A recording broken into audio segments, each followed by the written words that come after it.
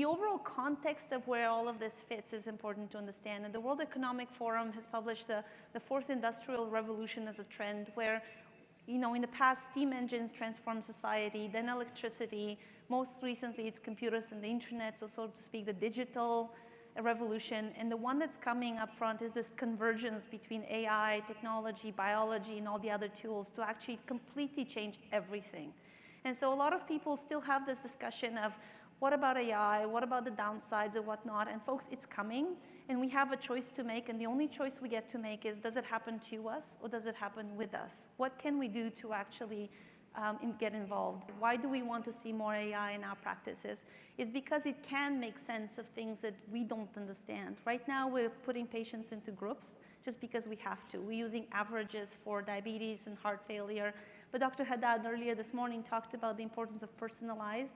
We can't manage the volume of data without AI. So what is actually happening in that space?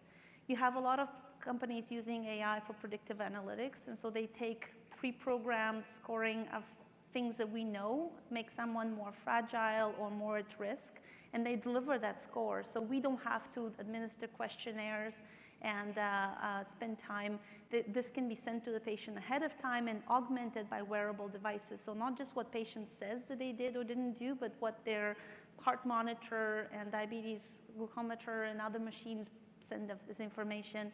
There's chatbots that can do a little bit of pre-screening before a visit so that the patient's ability to share their story is much more organized in their head. And then there's predictive health trackers that support whether the activities that the person is doing in terms of sleep, exercise, and other things will implement and will lead them to be successful in the future, so that it's not at the next visit 3 months later that we discover that they didn't do what we recommended, but we can actually intervene faster. I hear a lot about virtual health. Oh, it's a virtual walk-in clinic. Yes, but it can also be bringing back the house call. It's the ability to be connected and more closer to the patient. It's about how we interpret what technology needs to do.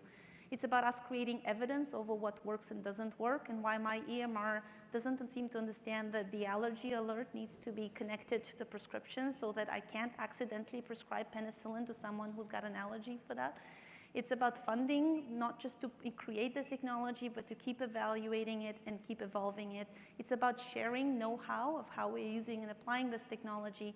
And fundamentally, it's about leadership, but it's also sharing these examples, which is the purpose of this conference. And so the question here is adaptability quotient, is how ready are we to embrace of this? Is it scary to us as a profession to talk about AI and some of these tools and feels like, oh, I have no basis to understand them?